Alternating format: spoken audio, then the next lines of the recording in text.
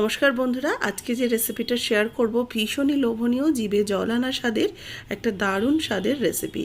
এটা দিয়ে কিন্তু গরম ভাত একবার খেয়ে দেখুন, শুকনো শুকনোভাবে মেখে ঝাল ঝাল মুখের স্বাদটাই ফিরে আনবে। এত সুন্দর খেতে হয়। রেসিপি যাদের ভালো লাগবে অবশ্যই লাইক শেয়ার করবেন, যারা নতুন দেখছেন আমার চ্যানেলকে সাবস্ক্রাইব করে দেবেন।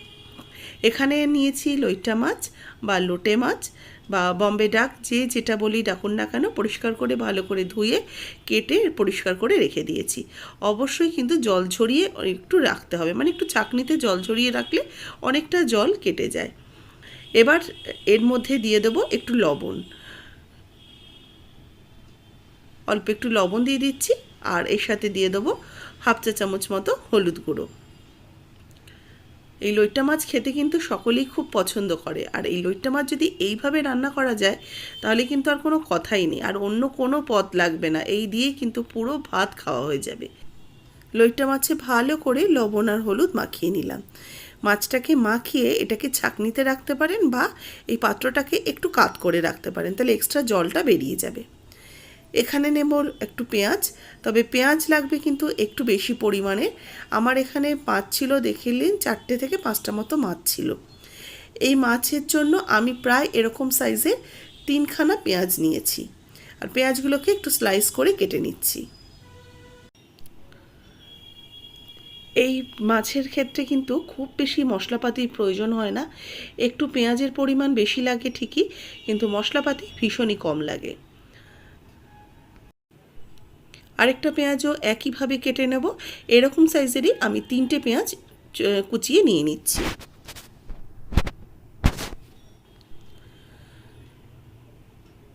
এবার নিচ্ছি আদা, তবে এই মাছের ক্ষেত্রে কিন্তু আদার পরিমাণ খুব কম লাগে।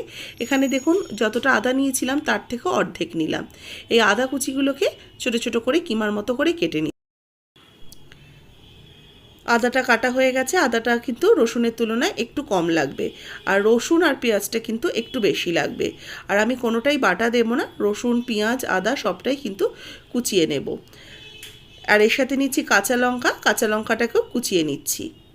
সমস্ত উপকরণগুলোকে, যেগুলো এই ধরনের সবজিগুলো আমি কেটে দিচ্ছি, এগুলো কিন্তু সবই ছোট ছোট করে কিমার মতো করে কেটে নিচ্ছি। এর মধ্যে বাটা ব্যবহার করলে ভালো লাগবে না। ঝালটা নিজেদের মতো করে কাঁচা লঙ্কাটা কুচিয়ে নেবেন। এবার কড়াইতে দিয়ে দিচ্ছি সর্ষের তেল। তেলের পরিমাণটা নিয়েছি এখানে আমি প্রায় 4 টেবিল চামচ, আর তেলটা কিন্তু একটু বেশি লাগবে। এই তেলের হাত একটু কার্পণ্য করলে কিন্তু চলবে না। এবার তেলের মধ্যে প্রথমে আমি রসুন কুচিগুলো দিয়ে দিলাম। আদা আর রসুন কুচিটাকে দিয়ে একটু ফ্রাই করে নেব। আদা রসুনের ভাজার একটা বেশ সুন্দর গন্ধ বেরোবে। আদা রসুন ভাজার একটু গন্ধ বেরোতে শুরু করলেই দিয়ে দেবো কেটে রাখা পেঁয়াজ। পেঁয়াজটাকে দিয়েও এর সাথে ভাজতে থাকবো।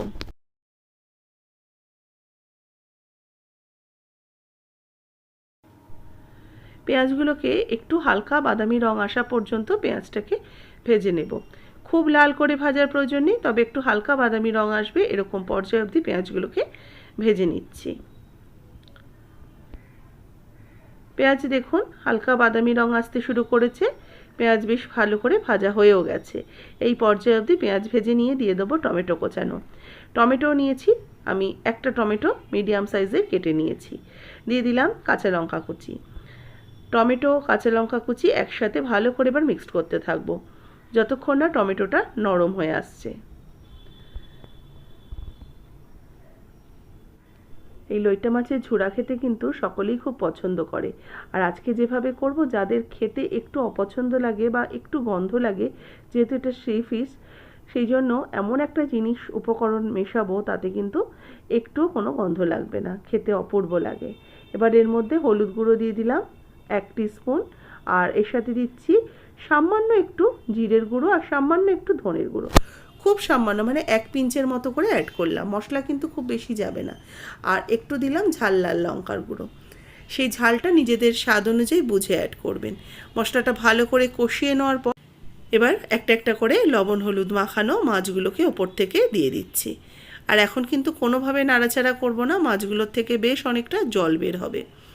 এইভাবে আমি এবার একটু ঢাকা চাপা দিয়ে রেখে দেব। আস্তে আস্তে মাছটা নরমও হয়ে যাবে আর এটার থেকে জল বেরোতে শুরু করবে, তাহলে এটা খুব সুন্দরভাবে আমি কাঁটাটা বাছতে পারবো। ঢাকা দিয়ে 5 মিনিটের জন্য রেখে দিয়েছি মিডিয়াম আঁচে। দেখুন কতটা জল বেরিয়েছে। এবার খুন্তি দিয়ে একটু চাপ দিলে মাছ যেহেতু নরম হয়ে গেছে, আস্তে করে মাছের কাঁটাটাকে বার করে নিতে পারবো।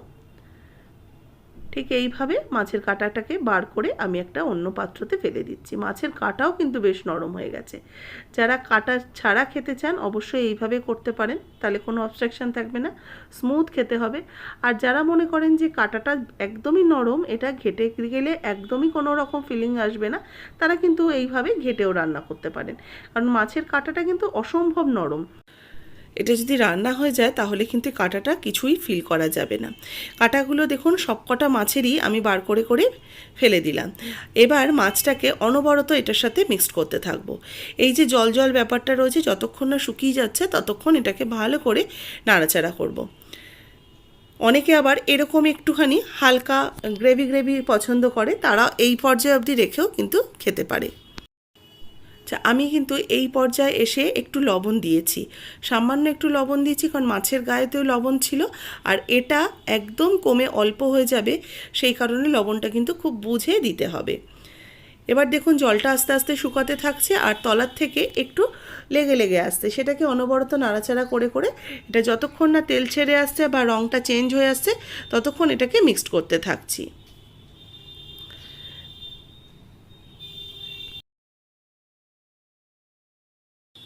জলটা একদমই শুকিয়ে গেছে, আস্তে আস্তে কিন্তু কড়াই ধরেও আসছে। এবার একদম আঁচ কমিয়ে এটাকে করতে হবে।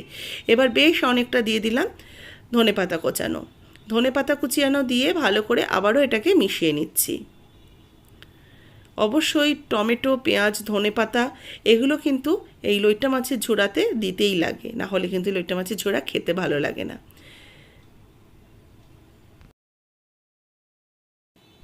এবার দিয়ে দেবো একটু লেবু পাতা, আর এই লেবু পাতা দিলে কিন্তু একদমই কোনো রকম মানে এই যে একটা সামুদ্রিক মাছের একটা একটু অন্যরকম ফ্লেভার থাকে সেটা থাকবে না। অতএব যারা খায় না তারা কিন্তু এটা অনায়াসে খেয়ে নিতে পারবে। লেবু পাতাটা হাত দিয়ে ভালো করে ছিঁড়ে আমি একটুখানি হাত দিয়ে ডলে দিয়ে দিলাম, যাতে লেবু পাতার ফ্লেভারটা এটার মধ্যে চলে আসে। একটু হালকা হাতে নাড়াচাড়া করে এটাকে গ্যাস অফ করে রেখে দেবো, যাতে লেবু পাতার ফ্লেভারটা খুব সুন্দরভাবে মিশে যায়।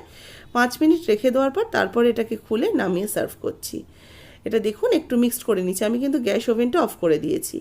এবার নামিয়ে সার্ভ করে নিয়েছি একদম গরম গরম ভাতের সাথে।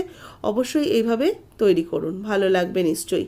একবার তৈরি করে আমাকে কমেন্টস করে জানাবেন আজকের এই লইট্টা মাছের ঝোড়া আপনাদের কেমন লাগলো।